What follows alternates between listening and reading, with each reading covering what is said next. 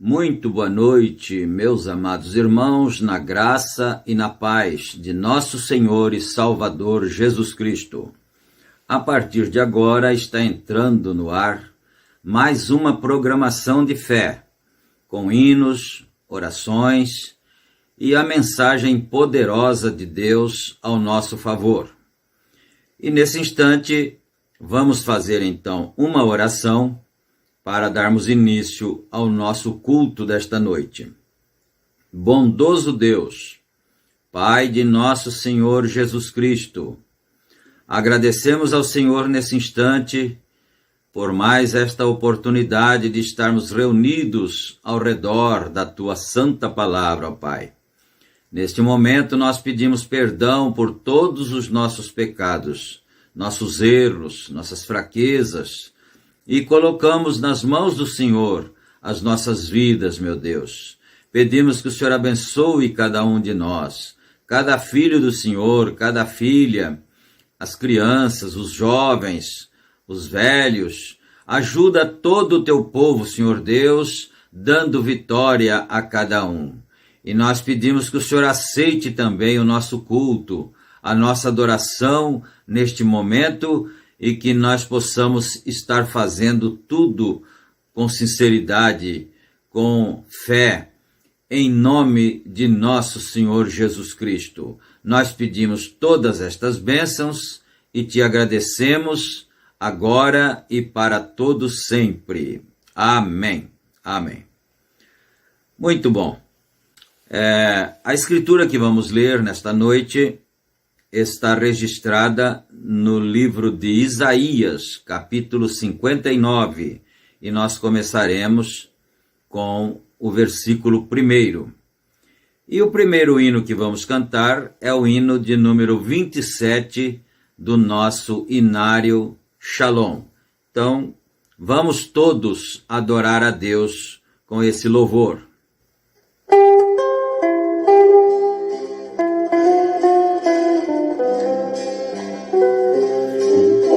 Cego à beira de uma estrada, envolto em trapos, trevas e desdéns, pedi a esmola de alma angustiada.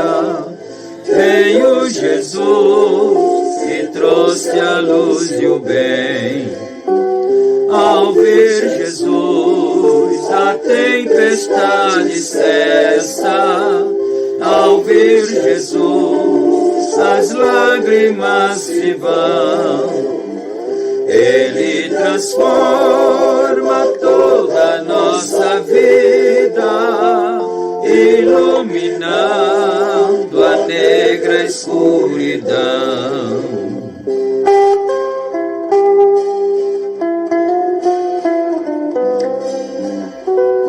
Hoje também o pecador depara em Cristo livramento de aflição. Em meio à tentação que o destroçara, veio Jesus e trouxe a salvação. Ao ver Jesus, a tempestade cessa. Ao ver Jesus, as lágrimas se vão. Ele transforma toda a nossa vida, iluminando a negra escuridão.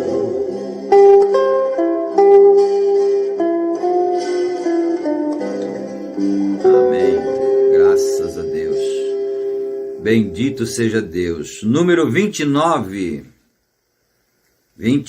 do Inário Shalom.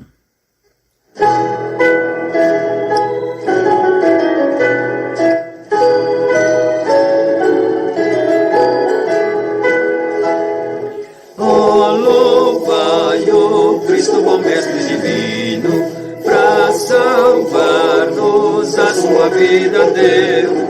Graça e força, hoje sou Cristo, glória, pois seu sangue pra todos nós venceu.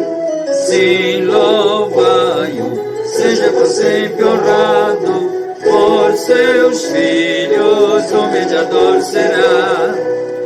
Exaltai-o pelas excelsas grandezas desta graça que hoje aos perdidos dá.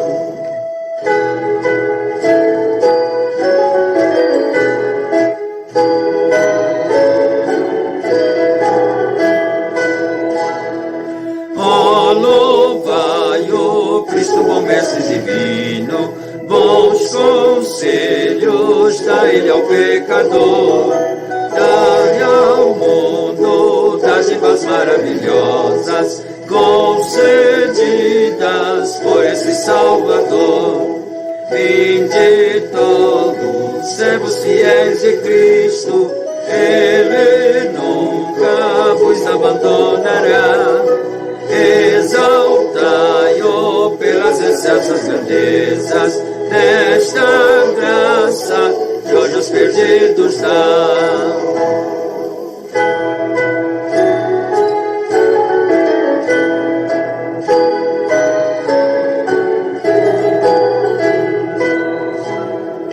Oh, louvai-o Cristo, bom Mestre divino, entre os povos seu grande amor.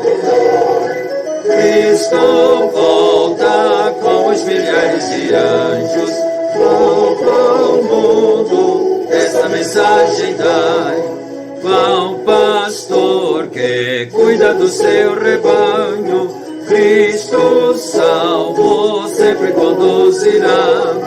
Exaltai-o pelas excessas grandezas desta graça que hoje aos perdidos dá.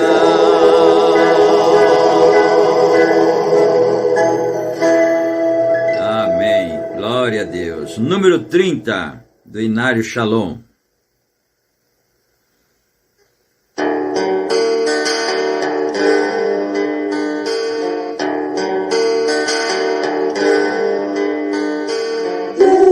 Olhando do céu para a terra, não viu nenhum justo sequer.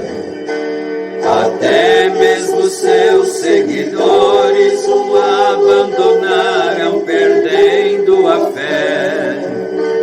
Pois éramos levados juntos aos ídolos mudos de condenação. Deus viu nossa necessidade, de boa vontade estendeu-nos a mão.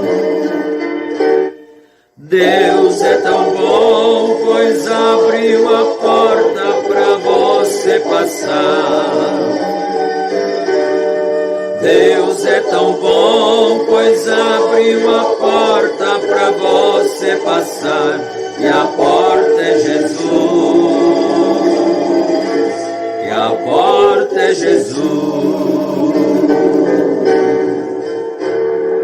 Vivíamos sempre caídos, perdidos por causa da transgressão. Jesus tirou-nos da rede, caindo à parede da separação. A mulher que adulterasse, a lei de Moisés deveria ser morta. Levaram adiante de Cristo desse mesmo ato, mas ele era a porta e ela passou. E ela passou.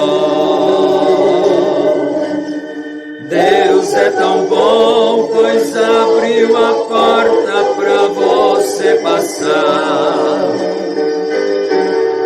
Deus é tão bom, pois abriu a porta para você passar. E a porta é Jesus.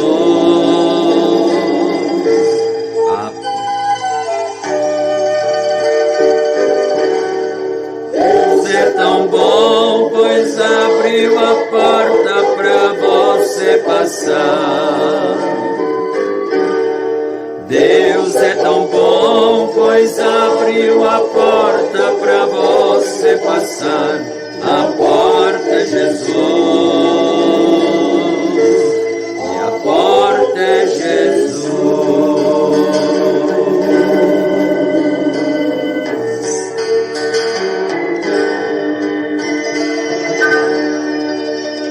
Amém. Glórias ao Senhor. Número 31 do nosso Inário Shalom.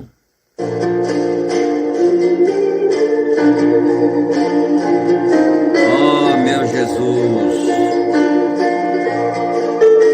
quando luta no caminho encontrar,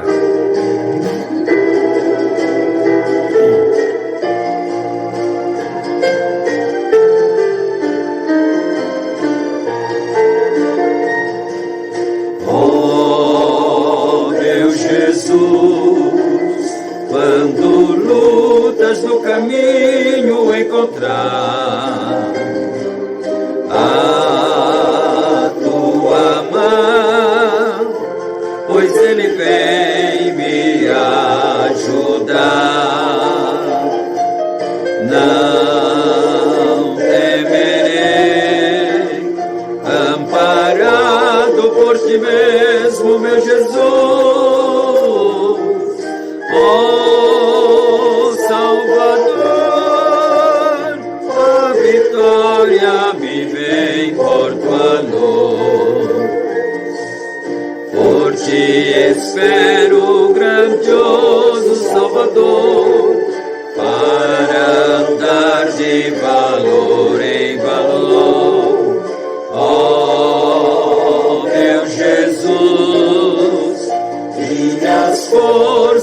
te ver mais aumentar. Tendo a fé, tua graça não me faltará.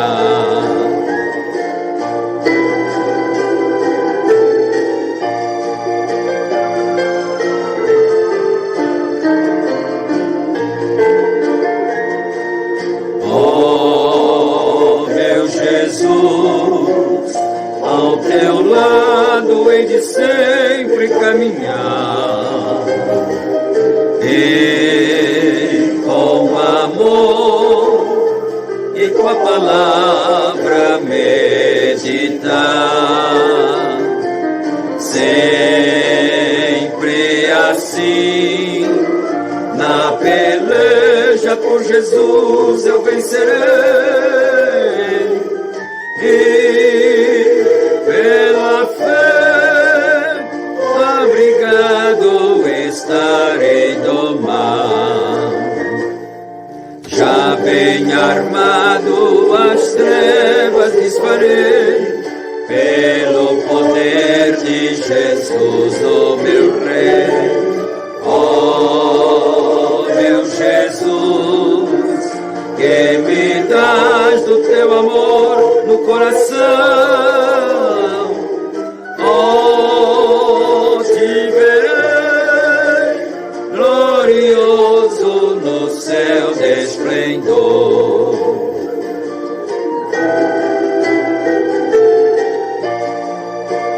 Glórias ao Senhor nosso Deus.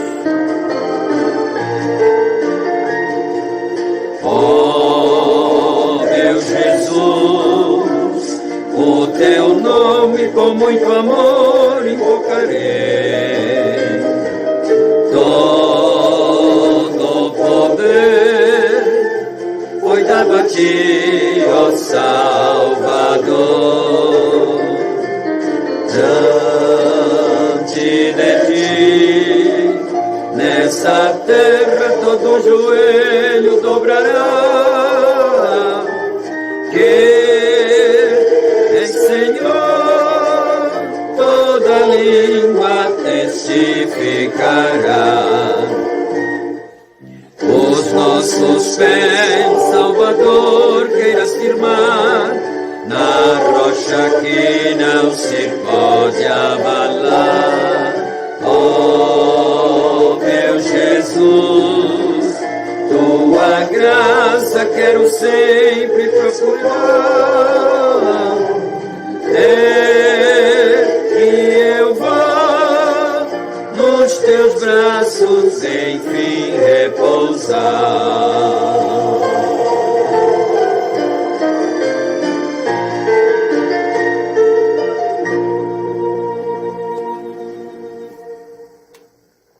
Amém. Glória a Deus. Que Deus aceite o nosso louvor. Como é bom adorar o Senhor. Como é bom cantar louvores ao nosso Deus. Você sabe que Deus gosta de ser adorado pelos seus filhos, né? Deus habita entre os louvores. E nós temos, assim, as experiências dos nossos irmãos do passado, que estavam presos muitas vezes em cadeias públicas, né? E de repente eles estavam cantando ali, adorando a Deus ali na prisão, e algo grande acontecia. Às vezes um terremoto acontecia, desconectava os ferrolhos das portas, das grades, e eles ficavam livres, né? E outra vez o anjo vinha e tirava e libertava. Graças a Deus. E nós estamos cantando aqui. E o profeta de Deus, irmão Brana, diz que quando você canta assim um hino bonito, um hino inspirado, de adoração, de louvor a Deus, os anjos, ele fala assim de uma forma poética, né? Os anjos debruçam no parapeito do céu para ouvir o nosso louvor. Aleluia! Deus nos ajude, que nós tenhamos sempre desejo de louvar ao Senhor, não é? Mas vamos dando prosseguimento aqui, então, ao nosso culto desta noite, né? Conforme foi anunciado, leremos então em Isaías 59, começando no versículo 1, onde diz assim: Eis que a mão do Senhor não está encolhida para que não possa salvar, nem agravados o seu ouvido para não poder ouvir. Mas as vossas iniquidades fazem separação entre vós e o vosso Deus, e os vossos pecados encobrem o seu rosto de vós, para que não vos ouça, porque as vossas mãos estão contaminadas de sangue, e os vossos dedos de iniquidade. Os vossos lábios falam falsidade, e a vossa língua pronuncia perversidade. Amém, Senhor Jesus Cristo. Capítulo 59 de Isaías, do versículo 1 até o 3. Que o Senhor Deus acrescente as suas bênçãos a essa leitura, que é a leitura da santa palavra do Senhor nosso Deus, não é? E nós vamos, então, dar prosseguimento aqui no estudo que estamos fazendo sobre a mensagem intitulada A Junção do Tempo. Mensagem que foi pregada pelo profeta de Deus William Branham em 15 de janeiro de 1956. Né? Muitos de nós não tinham nascido ainda, né? Outros estavam muito jovens, garotos, né? E Deus deu essa mensagem para o seu profeta. E ele disse que estava dormindo de manhã, né? E aí o Senhor Deus deu para ele esse assunto, a junção do tempo. Mas vamos aqui então no parágrafo 83 e vamos extrair dessa mensagem o nosso alimento espiritual, agora, nesse tempo nosso, nesse devido tempo, não é? Muito bem. A santidade de Deus não pode suportar a iniquidade do mundo.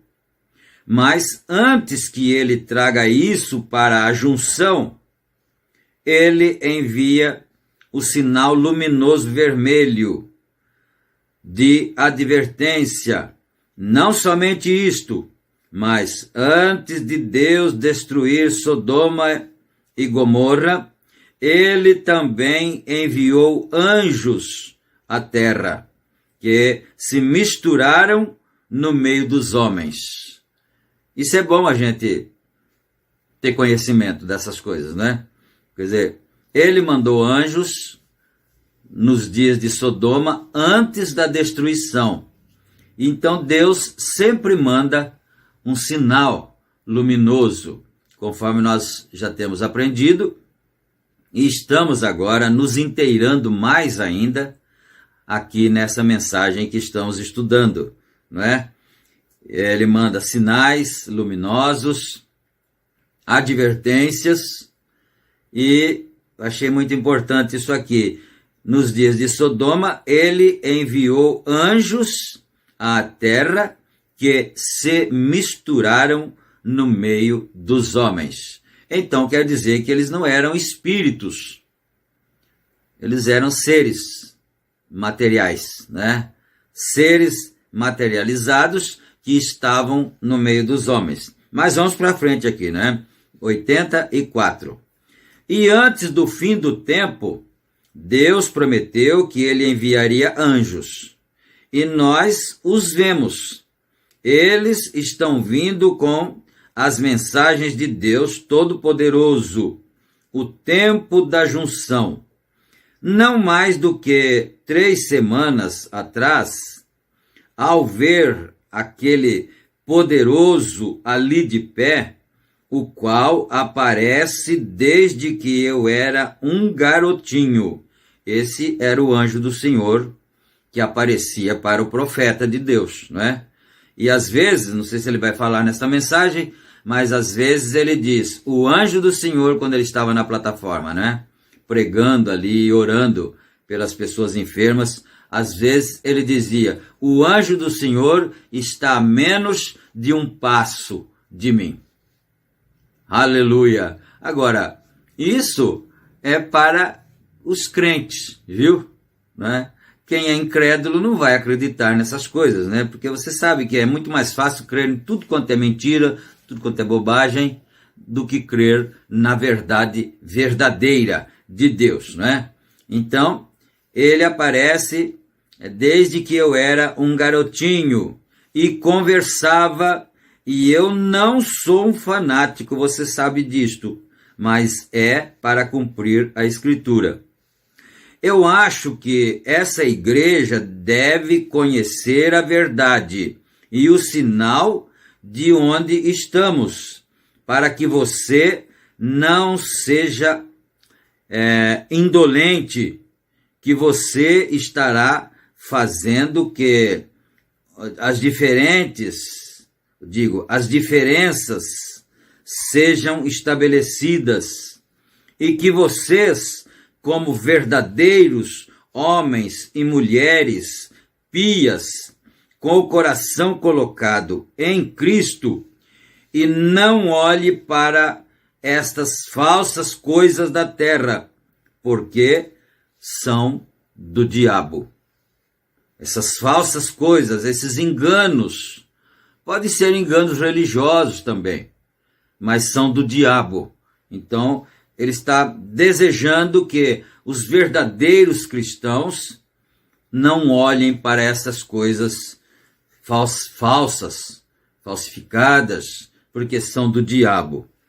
Todas estas discórdias e guerras e lutas e diferenças, olhe para longe delas. Estamos no fim. E recordem, talvez você não tenha outra semana para fazê-lo. Isto é, talvez você... Quem é que pode garantir que nós estaremos no próximo culto? Não é? Quem é que pode garantir isso? Então ele está dizendo, talvez você não tenha outra semana pela frente de vida. Não é mesmo? Ninguém pode garantir isso. Para fazê-lo, eu não sei, somente Deus sabe. Estamos no fim. Ali estava Noé no seu tempo, aqui está Israel em seu tempo, aqui está Abraão na próxima junção entre o mundo, o natural e o sobrenatural.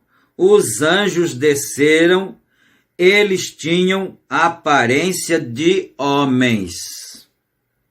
Glória a Deus, né? Aqui está escrito glória.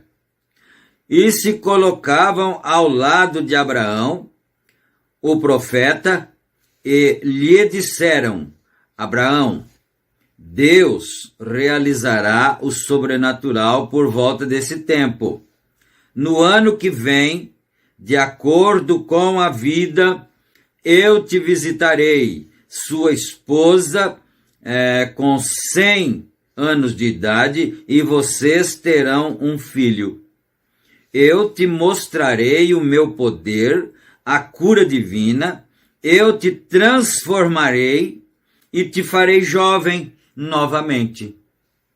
Bom, muitos que estão nos acompanhando agora por este vídeo sabem disto, não é? Sabem que Abraão e Sara se rejuvenesceram quando estava chegando perto de receber o filho Isaque, né? Eles tinham 100, Abraão já estava com 100 e Sara com 90. Aí o anjo apareceu lá para ele disse que eles se misturavam com os homens, então ele aparecia em forma de anjo, apareceu um homem. Abraão estava sentado lá, debaixo do carvalho, perto da tenda dele ali, não é? Sentado ali, de repente ele olhou lá longe na estrada e vinham vindo 3 homens. Quando foi chegando mais perto, ele olhou e ele disse: meu Senhor. Amém? Isso que é uma coisa maravilhosa, meu Senhor. Porque um deles, um dos 3, era Elohim, era o Senhor. 2 eram anjos e um era Elohim. Por isso que ele disse, meu Senhor. Porque os outros 2 não eram o Senhor, Deus, Jeová, né? Mas então, ele está dizendo aqui, eu te transformarei e te farei jovem novamente, e eu mudarei Sara, e farei dela uma pessoa diferente. Ela fará dela uma jovem. Né? Ele, aliás, fará dela uma jovem. Eu sou o milagroso, sou o onipotente, eu faço o milagre. Amém. Eu te mostrarei o meu poder, Abraão. Estamos na junção do tempo. Os espíritos malignos estão lá em Sodoma. Sim. Eles estão operando no mundo ali embaixo. Eu acredito que seja do conhecimento de todos os que leem a Bíblia, né? Que nessa época que Deus apareceu a Abraão e disse que no outro ano, quando completasse o ciclo da vida, Abraão teria o filho, não é, prometido. Então, nesse tempo aqui, o homossexualismo imperava no mundo habitado daquele tempo, não é? Principalmente Sodoma e Gomorra, ali. Aquelas 2 cidades. Sodoma era uma cidade e Gomorra era outra cidade, né? Mas na verdade, eram em 5 cidades ali, ao redor, né? Então, os espíritos malignos, os demônios, estavam campeando as cidades.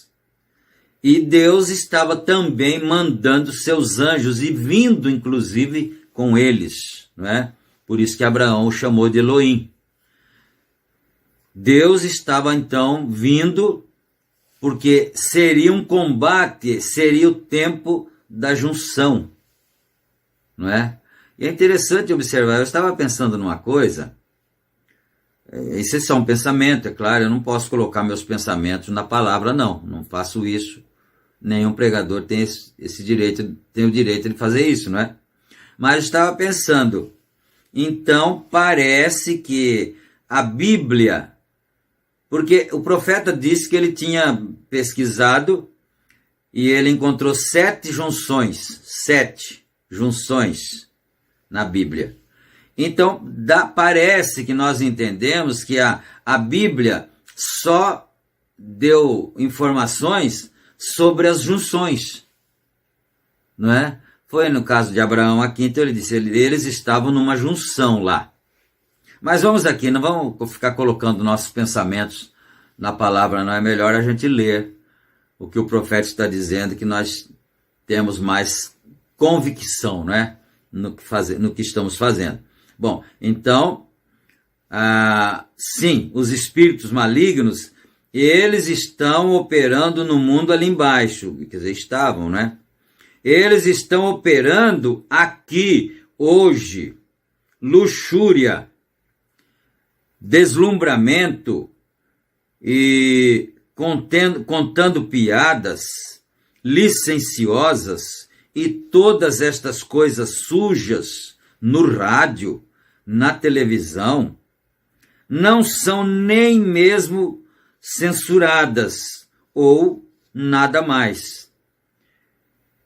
Isso é muito triste, não é? Porque o mundo está nessa condição.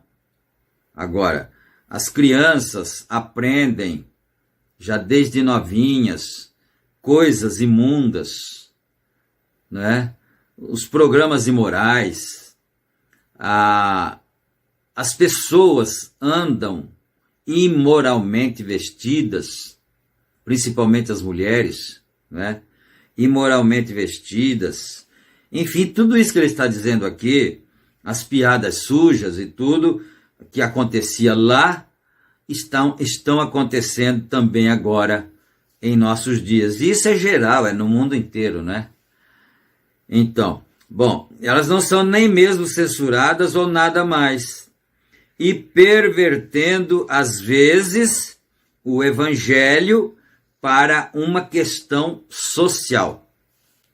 Além do mundo que não quer saber de nada com Deus, estar pervertido, ainda existe aqueles que querem perverter o evangelho também. Então os espíritos imundos, malignos, entram também no meio do povo que quer ser cristão, ser evangélico, não é?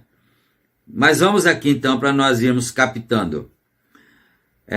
O evangelho para uma questão social. O mundo inteiro se perverteu, mas no mesmo tempo que o mundo tornou pervertido, os crentes se converteram ao Senhor e ao poder de Deus através da obra e do aparecimento da onipotência, como Deus, em sua misericórdia, está mostrando estas coisas. Então, em outros tempos, Deus manifestou-se também.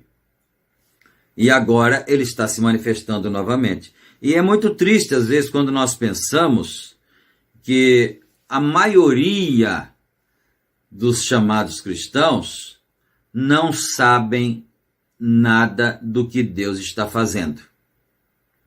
Para começar, eles precisariam saber que Deus enviou um profeta nesta era, por causa de nós estarmos no tempo da junção, não é? Nós estamos na junção do tempo, e ele mandou um profeta para trazer de volta o evangelho real, original, para os filhos dele. Inclusive, esse profeta é o profeta de Malaquias 4, que converteria o coração dos filhos aos pais, não é?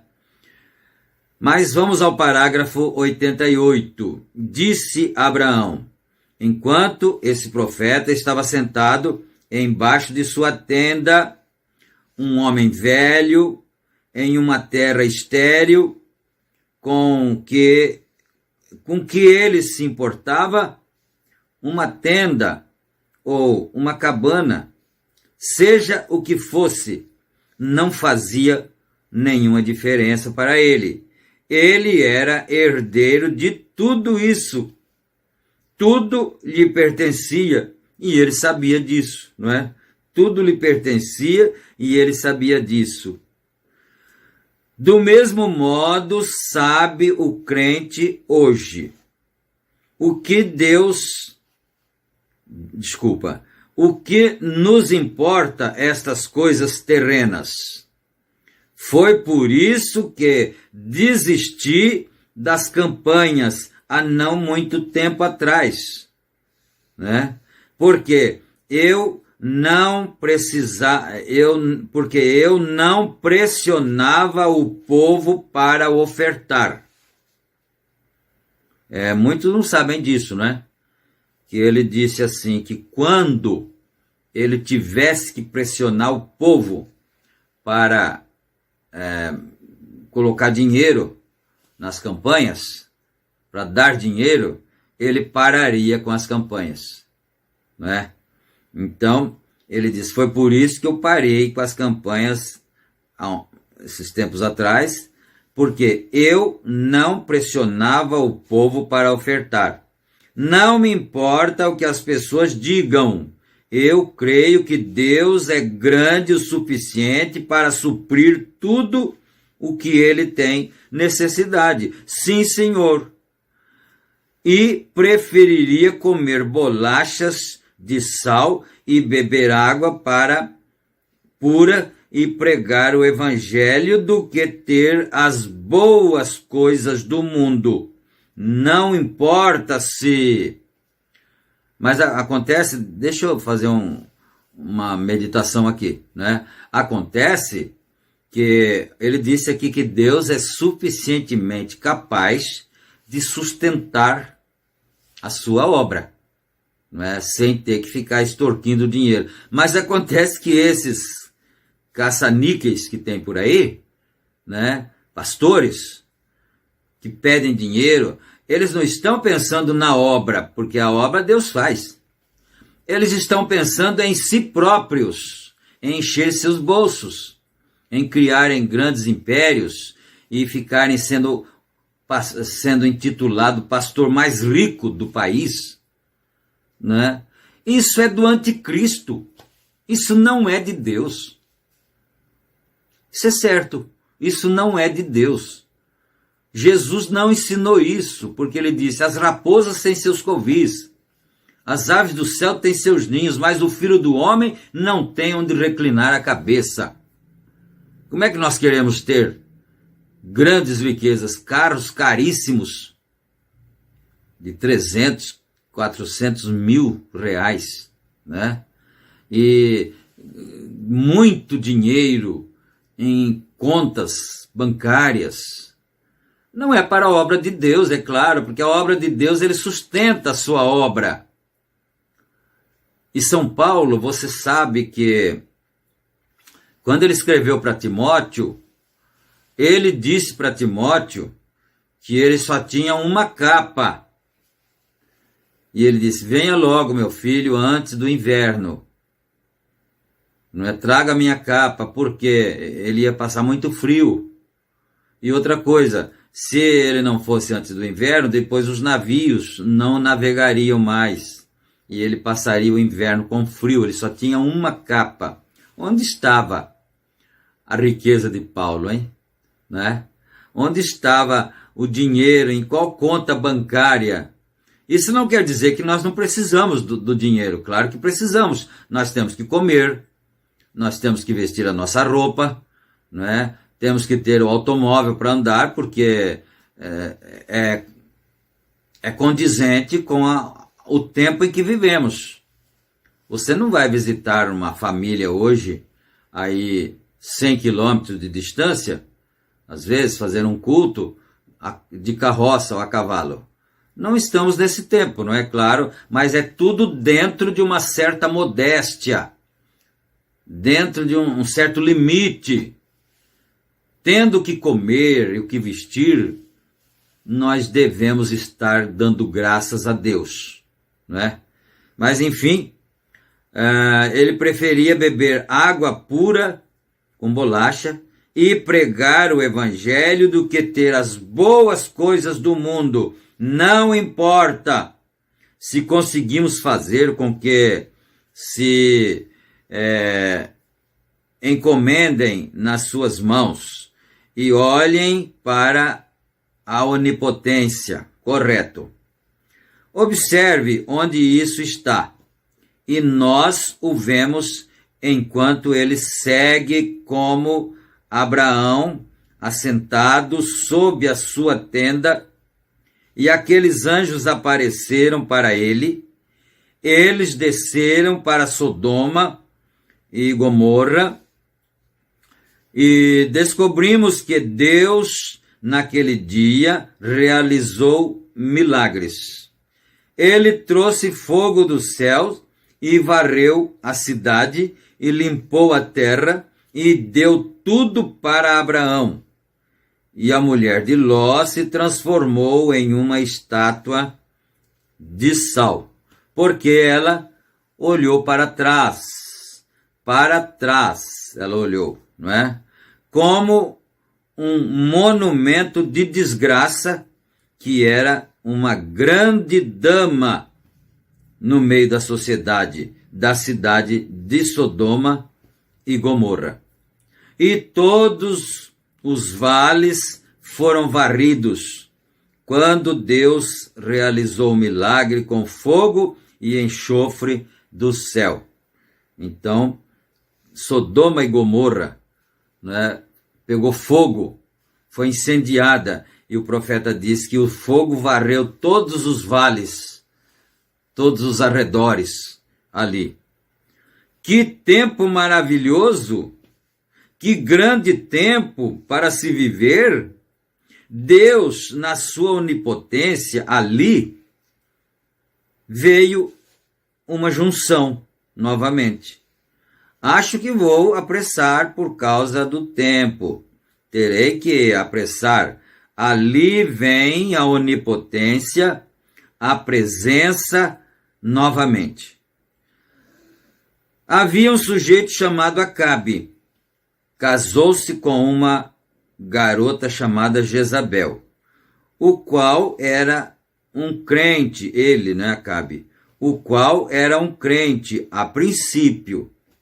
Acabe, nascido judeu, circuncidado no 8º dia, de acordo com a lei, e foi criado em uma casa religiosa para crer em Jeová. Mas se apaixonou por uma pequena idólatra. Correto. Acabe, crente, se apaixonou por uma pequena idólatra de fé, de religião diferente, né? E hoje, bons homens cristãos estão oscilando sob tal tolice e fascinação, porque aquele coração não tem estado estável em Cristo Jesus. Sim. Que dia estamos vivendo, que tempo! A placa de sinalização está aqui diante de nós. Às vezes, as pessoas podem não entenderem por que um cristão não deve, um cristão solteiro, né, que tenciona casar-se, não deve se casar com uma moça jovem que seja de fé diferente, né? Isso é um jugo desigual. Não é porque ela seja pior do que ele, ou ele seja melhor, ou vice-versa. Não é por isso. É porque são de fé diferente. Acabe fez isso. Em outra mensagem, o profeta diz que Acabe fez uma coisa maligna quando ele fez isso. Jezabel era filha de um sacerdote idólatra, né? E ele, Acabe, foi criado na fé judaica, crendo no Senhor Deus Jeová, mas de repente ele se enamorou dela e se casou. E você sabe da história o que aconteceu, né? Ela trouxe toda a idolatria para dentro de Israel. E ela fez Acabe se apostatar. Parágrafo 95. Mas então, pouco antes de Deus fazer a prova final, para mostrar quem era Deus, houve um tempo que ali havia um profeta que chegou àquela terra chamado Elias, que foi ungido com a mensagem de Deus.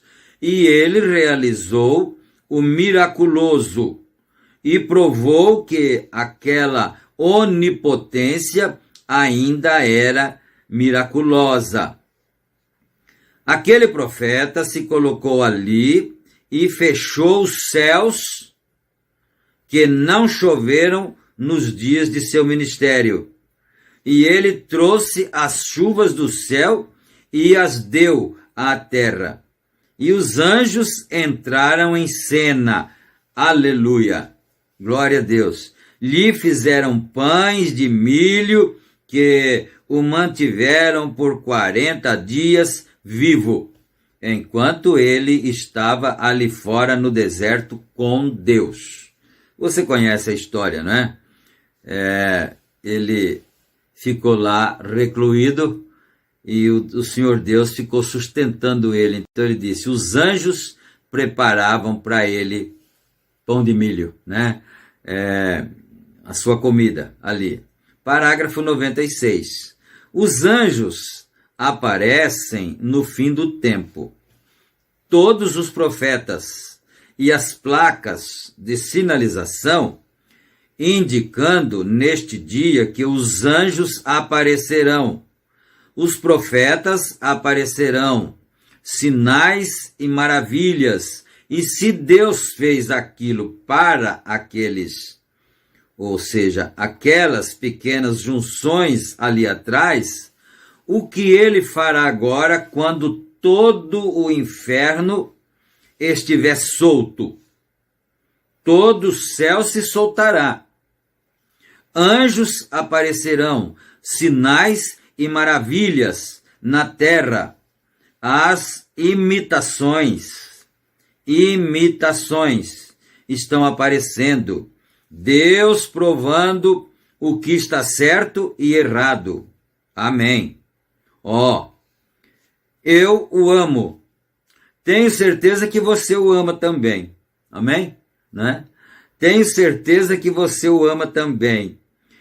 Eu não tenho intenção de gritar com você, mas está queimando na minha alma, pensando como é isto neste dia. Pouco antes dele libertá-los, ele fez todos os tipos de sinais e maravilhas. Eles enviaram um grupo de pessoas ali em cima para levar aquele profeta à força. Ele disse: se sou um homem de Deus, que caia fogo do céu. Observe como o fogo vem toda vez. Observe como os profetas vêm toda vez. Observe como os milagres são feitos cada vez. Observe como Deus se vindica na cura e em poder em cada vez, exatamente na encruzilhada, nunca antes, bem no cruzamento, na junção, mudança de dispensação, mudança de tempo. Então, nós estamos vivendo nesse tempo de mudança do tempo. Nós estamos esperando o milênio. E quantos de nós poderia afirmar, ou quem de nós poderia afirmar, quanto tempo falta para começar o milênio? Né? Eu não seria capaz, não me atreveria tanto. E não tem ninguém que saiba, a verdade é essa. Quanto tempo falta para Deus introduzir o milênio? Porque você sabe que antes do milênio precisa ter a grande tribulação, não é? Moisés e Elias vai pregar na terra, a igreja noiva será arrebatada, e aí virá a grande tribulação, mas é coisa de pouco tempo. 3 anos e meio, por aí aproximadamente. Desculpem. Então, aí logo já será introduzido o milênio. Mas como é que nós vamos saber quanto tempo ainda falta para isso acontecer? Mas que está próximo, está. Que está perto, isso nós temos certeza, não sabemos quanto tempo falta, mas que estamos nos avizinhando do milênio. Então, é uma junção grande, poderosa, quando vamos deixar esta civilização e vamos entrar numa outra. Quando o Senhor Jesus Cristo será o Rei da Terra por 1000 anos. Aleluia. Vamos para o parágrafo 100 aqui. Agora, alguns textos para concluir. Observem 1 minuto. Vamos agora para a 5ª grande junção. Uma das principais junções, porque a Bíblia uma das principais junções, porque a 5ª é 5. Aí eles soletra J-E-S-U-S, Jesus. 5 letras, né? A quinta é 5, Jesus. Amém. O tempo chegou quando a questão do pecado tem que ser resolvida. Está chegando o tempo quando o miraculoso deve se fazer totalmente compreendido. Chega o tempo quando os corações dos homens terão que ser mudados, porque as leis e juízos e assim por diante não puderam fazê-lo. O sangue de bois e cabras não pôde tirá-lo. E pouco antes daquela grande junção chegar, ali vem o diabo entre os pregadores, diz: os dias de milagres passaram, não existe tal coisa. E naquele mesmo tempo, Deus enviou anjos à terra. Ali havia um homem lá embaixo que tinha a casa em ordem, chamado Zacarias. Ele estava orando. Um dia, enquanto ele estava no altar, balançando o seu incenso, fazendo intercessões pelo povo, ali apareceu à sua direita um grande anjo, Zacarias, né? Pai de João Batista. Apareceu à sua direita um grande anjo, provando que o tempo da junção estava à mão. Ele lhe disse que ele traria um menino através de sua esposa, que era velha e de idade avançada, e que o seu nome seria João. Então, Zacarias estava no altar ali, fazendo seu trabalho, seus rituais, né, sacerdotais, e o anjo lhe apareceu lá e disse que ele ia ter um filho. Eles nunca tinham tido filhos antes. João Batista, Zacarias e sua mulher Isabel. Eles nunca haviam tido filhos, mas dessa vez o anjo veio e disse para ele que eles teriam um filho e o nome dele seria João, né? Seria João. João apareceu reivindicando o miraculoso. João era um profeta. A Bíblia disse, Jesus disse, ele mesmo nunca houve um homem nascido como ele na terra. Jesus falou isso, né? Nunca houve um homem como João nascido na terra. Até aquela época. Aleluia! Por quê? Ele era um profeta, o maior que houve até aquele tempo. Que Jesus disse, entre os nascidos de mulher não teve nenhum que foi maior que ele. Mas até aquele tempo. Depois existiria outro tempo, né, para frente. Mas vamos aqui, né? Até aquele tempo, porque esta foi a maior junção que Deus fez com o diabo quando seus caminhos cruzaram e ali ele o desnudaria e tiraria dele tudo o que possuía. Aleluia! João era um profeta. Vamos pensar um pouquinho na questão do nascimento do Senhor Jesus Cristo. Você sabe, ou se não sabe, pode ficar sabendo, né? Que Jesus não é a segunda pessoa da Santíssima Trindade.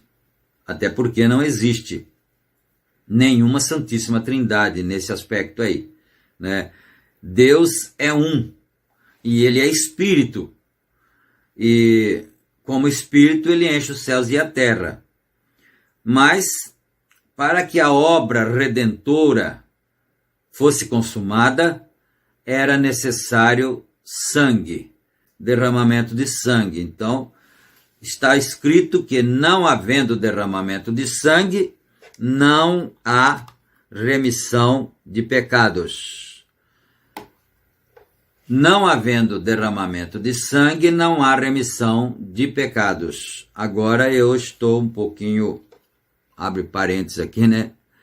Sem saber o tanto de tempo que nós estamos falando, porque o cronômetro ficou parado. Não sei se está enguiçado, está quebrado, ele caiu no chão, não sei se está quebrado, né? Eu não prestei atenção que ele não estava andando, assim, contando os minutos, né? Agora, eu penso que nós estamos mais ou menos perto, mas não dá para saber exatamente. Vamos mais um pouquinho, depois a gente para, então, para não cansar muito os irmãos, né? Então, vamos voltar aqui no parágrafo que nós estávamos lendo, né? João apareceu reivindicando o miraculoso. João era um profeta. A Bíblia disse, Jesus disse, ele mesmo: nunca houve um homem nascido como ele na terra, até aquela época. Aleluia. Por quê? Ele era um profeta, o maior que houve até aquele tempo. Porque esta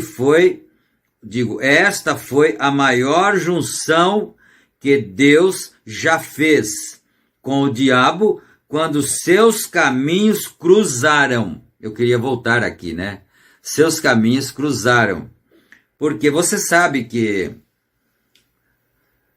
Lúcifer, né? Ele morava no céu.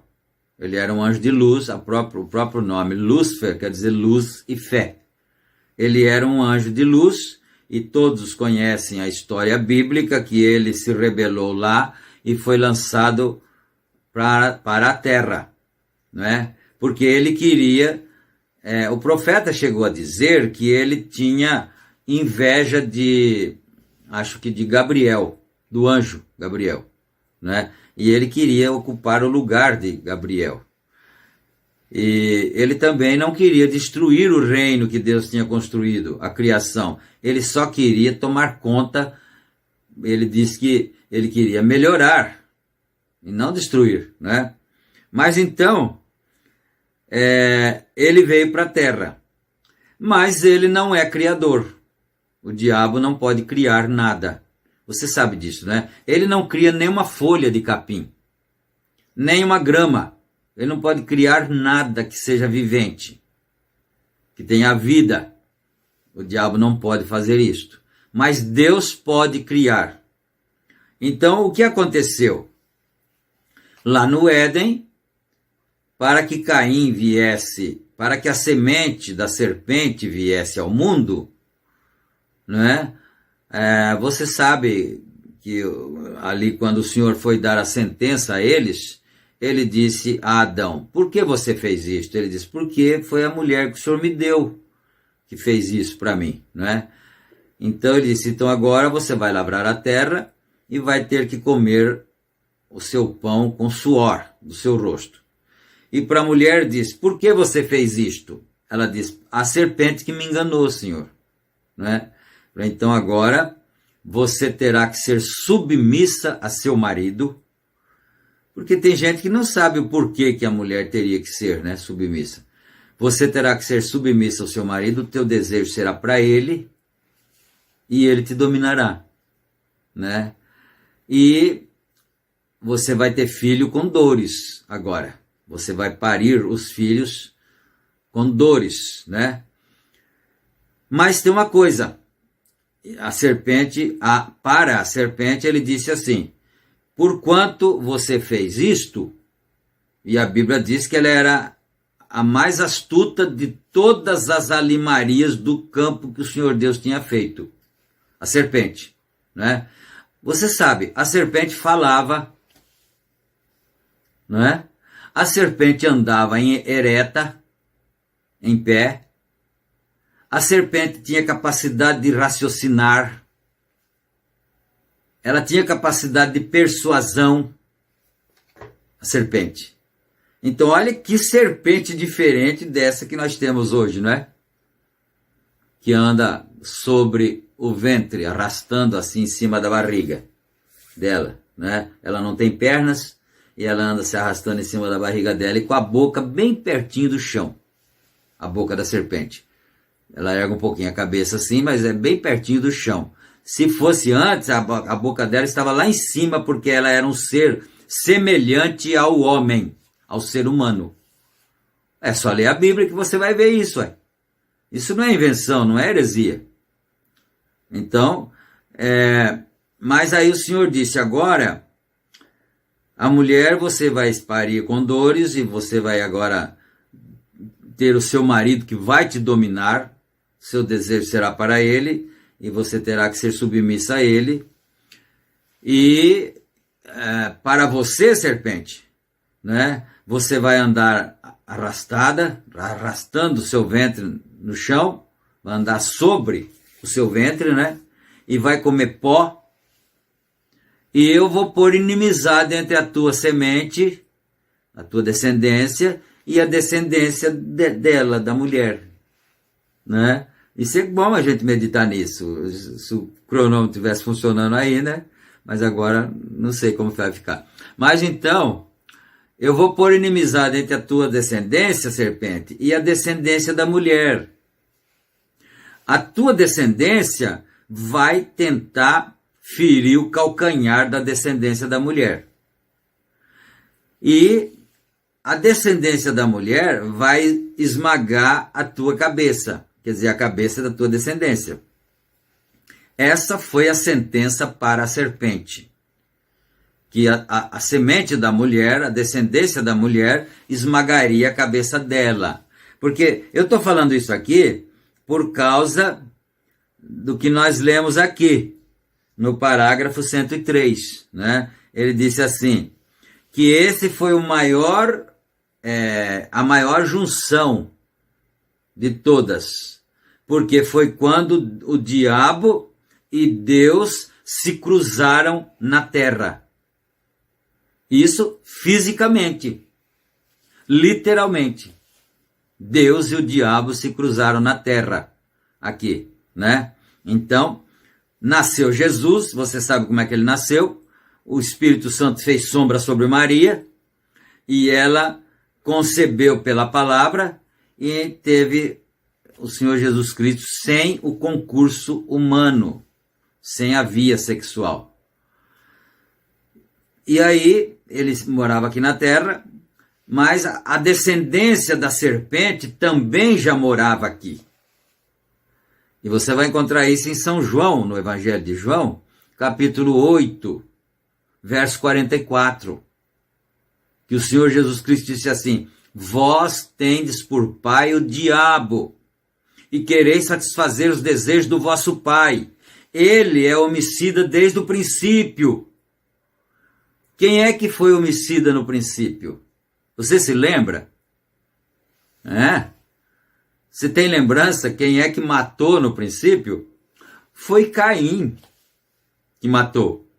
Então o Senhor Jesus Cristo estava dizendo que aquelas pessoas que estavam contra ele era a descendência da serpente. Era a descendência de Caim, né? Então, aí você vai ver por que ele disse aqui que Deus e o diabo se cruzaram aqui nessa junção aí. Deus estava na terra em carne humana e o diabo também estava na terra em carne humana. É isso, né? Então, é claro que o diabo ia tentar ferir o calcanhar. Mas que assunto que vai longe, meu Deus, se desse para ir um pouco longe, né? Que assunto, porque ali em Gênesis está escrito assim que a descendência da serpente feriria o calcanhar da descendência da mulher. Mas a descendência da mulher esmagaria a cabeça da descendência da serpente, que naturalmente seria Satanás, não é? A serpente. Agora, se nós tivesse tempo, que agora eu não sei, mas eu acho que ainda estamos mais ou menos dentro do tempo ainda, né? A igreja do Senhor Jesus Cristo, ela é o corpo dele, né? São Paulo falou isso na carta aos Efésios, que a igreja é o corpo de Cristo, do qual ele é a cabeça. Bom, se o corpo de Cristo tem cabeça, tronco e membros, não é? É claro, é óbvio que os pés estão no chão. E os pés estão no corpo de Cristo, na igreja. Notou isto? Os pés, o calcanhar está na igreja. E está no chão, não é? E interessante porque o corpo tem, Paulo mostrou isso, que o corpo é composto de muitos membros, não é? E então o calcanhar que está no pé é um dos membros que carrega o peso do corpo, não é? Eu não posso fazer inferência aqui. Se algum dia eu ler uma mensagem do irmão Brana que fale alguma coisa a respeito disso, eu ficaria muito satisfeito, não é? Mas veja bem, quem é que carrega o peso do corpo na igreja? Não é o pastor? Não é? É o pastor que carrega o corpo. Então, eu não quero fazer inferência, eu já disse, né? Mas quem sabe um dia venha uma mensagem que esclareça isso para nós, né? Então, onde a descendência da serpente iria? Em que parte do corpo ela iria? No calcanhar. Na parte frágil do corpo, porque a cabeça é forte, que é Cristo. Então, que Deus nos ajude a compreendermos essas coisas, né? Então, ele vem na igreja. Por isso, nós lemos lá em Isaías, né? Deixa eu ver se eu fecho aqui o parágrafo. Deixa eu só fechar o parágrafo, porque são umas linhas aqui, né? Então, os caminhos se cruzaram e ali o desnudaria e tiraria dele tudo que possuía. Aleluia. João era um profeta. Então, fecha o parágrafo 103, né? Porque eu quero voltar aqui um pouquinho, quer ver? Aqui é onde nós lemos, já para terminar. Isaías 59, verso 1, né? Aqui, ó. Eis que a mão do Senhor não está encolhida para que não possa salvar, nem agravados os seus ouvidos para não poder ouvir. Então, quando o diabo vem para ferir o calcanhar do corpo do Senhor Jesus Cristo, mas existe então a ação de Deus. Os ouvidos de Deus não estão agravados e as mãos de Deus não estão encolhidas, que não possa salvar esse corpo. Contra quem Satanás vem? Porque ele não pode destruir a Deus, né? Ele vai tentar destruir o corpo que está na terra. Deus nos abençoe. Em nome do Senhor Jesus Cristo, e ele permitindo, nós prosseguiremos então no parágrafo 104, né? Foi 104 que nós paramos. Deixa eu confirmar aqui, né? Mas é isso. Nós prosseguiremos permitindo o Senhor do parágrafo 104. Vamos orar agradecendo o Senhor nesse instante. Bondoso Pai Celestial, agradecemos a Ti, meu Deus, humildemente, porque o Senhor nos tem concedido esse privilégio. É um privilégio tão tremendo, tão maravilhoso, que é conhecer essas verdades. Aleluia! Essas verdades são aquelas que o Senhor disse a São Pedro, sobre as quais seria edificada a igreja do Senhor e as portas do inferno não prevaleceriam contra ela. Ó Deus, ajuda os Teus filhos, Senhor, a se inteirarem mais. Salva as almas, traga os eleitos para a Tua palavra, meu Deus. E nós pedimos isso em nome do Senhor Jesus Cristo, que o Senhor cure os doentes, guarde dos males, guarde das pestes malignas. Em nome de nosso Senhor Jesus Cristo, os filhos do Senhor estão protegidos pelo sangue de nosso Senhor Jesus Cristo. Aleluia. Amém, Senhor. Amém, Jesus. Muito bem, meus amados, Deus abençoe a todos então, né? Fiquem na graça e na paz do Senhor Jesus Cristo. Não esquece de curtir o vídeo, né? Você que assistiu, não esquece, não sai sem curtir. e que aquele que não é inscrito, inscreva-se para que nós possamos avançar e alcançar outras almas, outros eleitos que precisam saber essas verdades tão tremendas que estão na palavra de Deus. Em nome do Senhor Jesus Cristo. Amém.